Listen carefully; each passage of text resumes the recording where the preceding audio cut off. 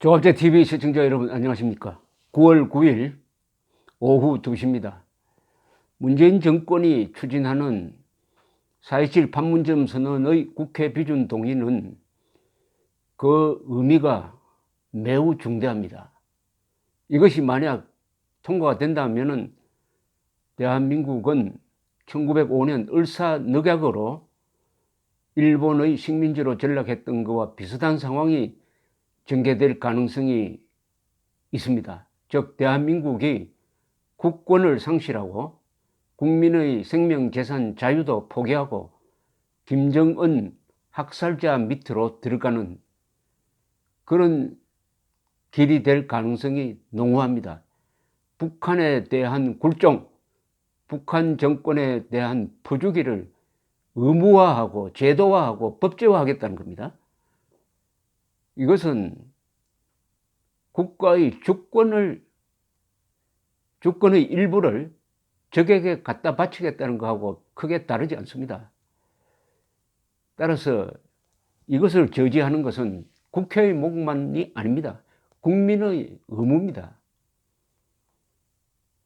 이런 명백하게 헌법에 위반되고 법률에 위반되는 행위를 민족, 평화, 화해 등등의 미명하에서 진행하려고 하는 이 선전선동을 깨야 할 사람들은 우선 전문가들입니다. 북한 전문가, 헌법 전문가, 그리고 국회죠. 현실적으로 기대할 수 있는 것은 국회에 바른미래당과 자유한국당입니다. 합치면은 저지할 수는 있습니다. 자유한국당은 당론으로 정했었는데 바른미래당은 당론이 아직 결정되지 않는 것 같습니다.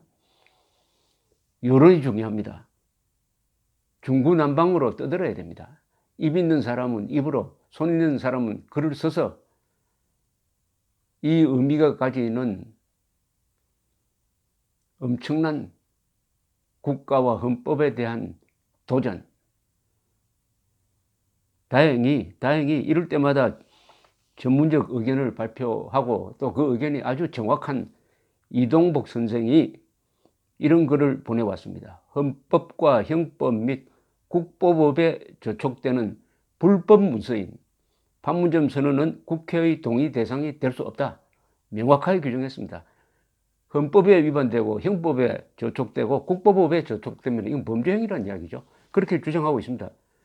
중요한 부분을 제가 소개해 드리겠습니다. 이동복 선생은 남북관계를 1970년대부터 관리한 분이고 북한이 가장 두려워한 남한 대표였습니다. 그리고 7.4 공동성명, 그리고 91년의 남북 기본합의서, 우리한테 유리하게 맺어진 유일한 문서가 남북 기본합의서를 만들어내는 조약이었습니다.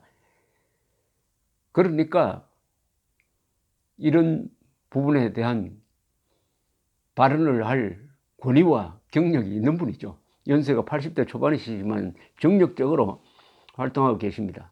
경의를 표합니다.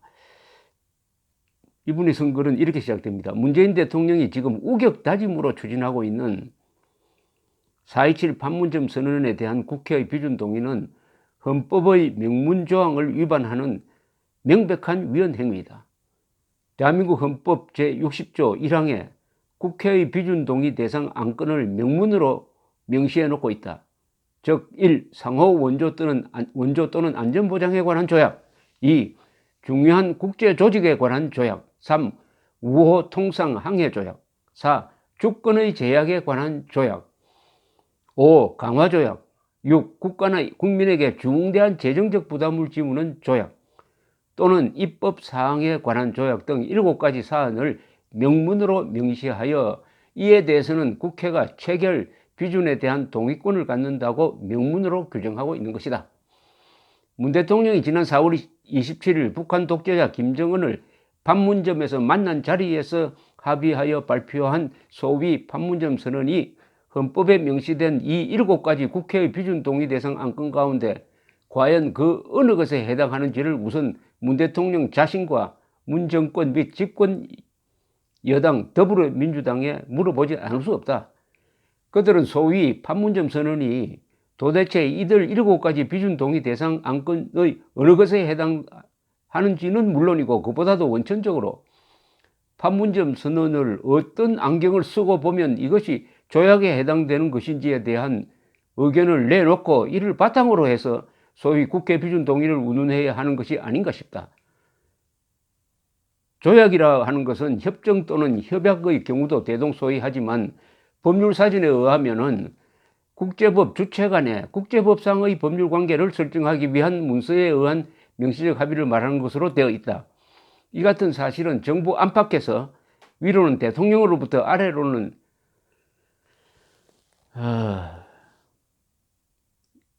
도나 개나 평화협정이네 종전선언이네를 밥풀처럼 입에 붙이고 있는 오늘의 대한민국의 상황이 얼마나 기가 찬 것인지를 웅변해 주고 있다. 대한민국은 헌법에 의거하여 헌법의 테두리 안에서 국정이 관리되어야 하는 나라다. 그런데 대한민국 헌법은 제3조에서 대한민국 영토는 한반도 전역과 부속도서로 한다고 규정함으로써 적어도 헌법적으로는 북한 땅에 국제법상의 주체로서의 국가는 존재할 수 없게 되어 있다.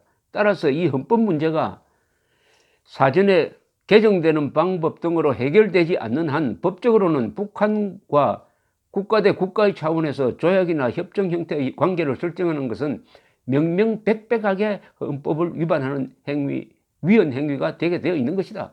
즉 북한은 반국가 단체로 되어 있는데 반국가 단체를 상대로 무슨 조약을 비준하느냐는 겁니다. 조약을. 원천적으로 이것은 되지 않을 일입니다.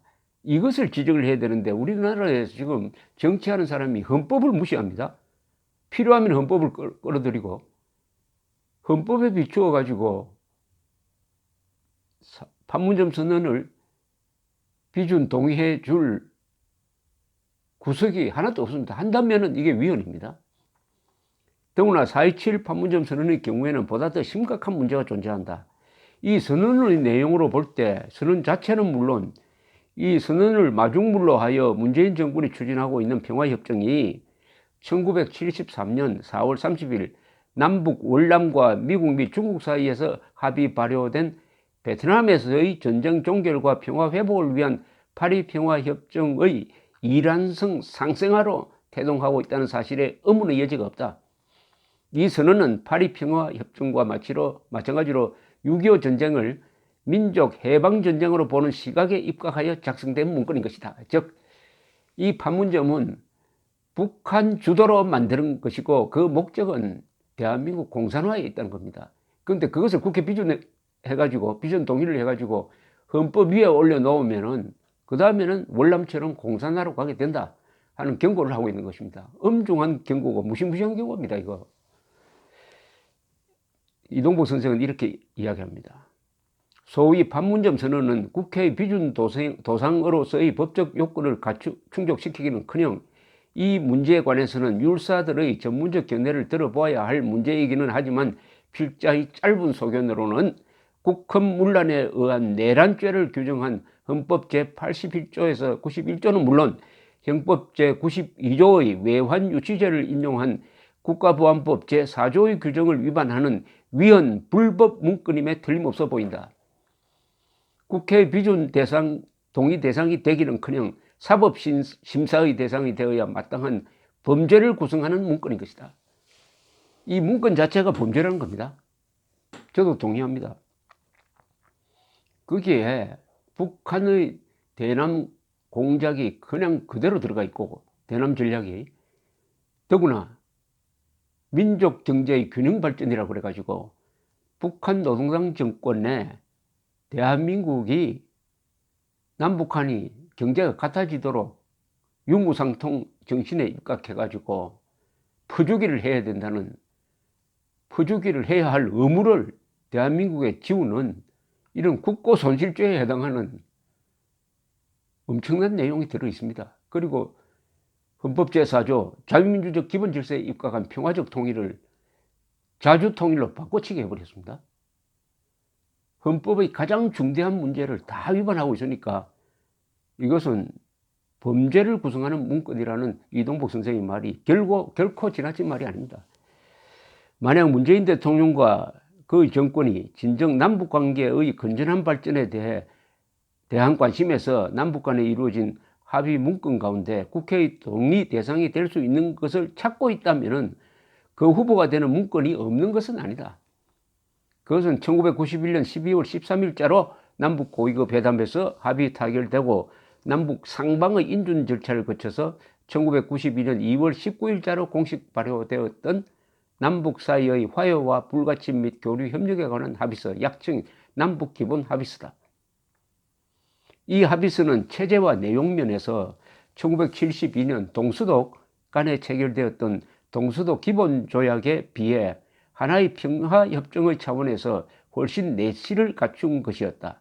그러나 당시도 이 합의서가 갖는 헌법적인 제약 때문에 남북은 각각 상이한 방식으로 이 합의서의 내부 비준 절차를 수행했었다. 북한은 당시 최고 주석이었던 김일성이 이를 비준하고 이어서 최고인민회의라는 소위 최고 입법기관이 이를 중복 비준한 반면 한국에서는 논란이 있었지만은 노태우 대통령이 제가하는 것으로 비준에 가름했다. 즉 헌법의 제약 때문에 국회 동의 비준 절차를 밟을 수가 없었다는 겁니다.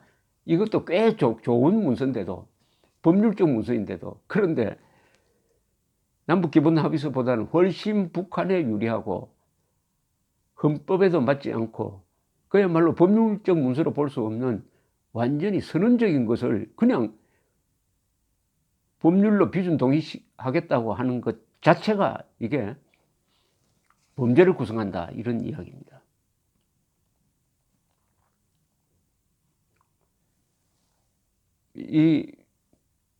이동복 선생은 또 이 뒷글에서 지금 평화협정 논하는데 남북 기본 합의서에 보면은 종전선언, 평화협정, 불가침 선언적인 면이 다 들어가 있다는 겁니다. 다 들어가 있는데 그것을 북한이 지키지 않았다. 그런데 또다시 종전선언, 평화협정 하기 위해서 합의를 만들어 본들 못하느냐. 종전선언, 평화협정 내용이 과거에도 있었는데 북한이 지키지 않았는데 똑같은 문서를 만든다고 해서 평화가 오느냐? 안 된다는 거죠. 그런데도 불구하고 종전선언, 평화협정 하겠다고 남북한의 좌익들이 일제히 입을 맞추는 것은 그걸 통해서 한미동맹 해체하고 국가보안법 폐지하고 남북 간의 낮은 단계 연방제로 가서 우선은 대한민국을 북한에 종속시키고 전국적으로는 대한민국까지 김정은이 지배하는 김일성 세상으로 만들겠다는 거죠. 그 중대한 첫걸음이 판문점 선언의 비준 동의 추진인데 이것은 형사사건으로 다뤄야 한다. 이런 게 이동복 선생의 강력한 주장입니다. 감사합니다.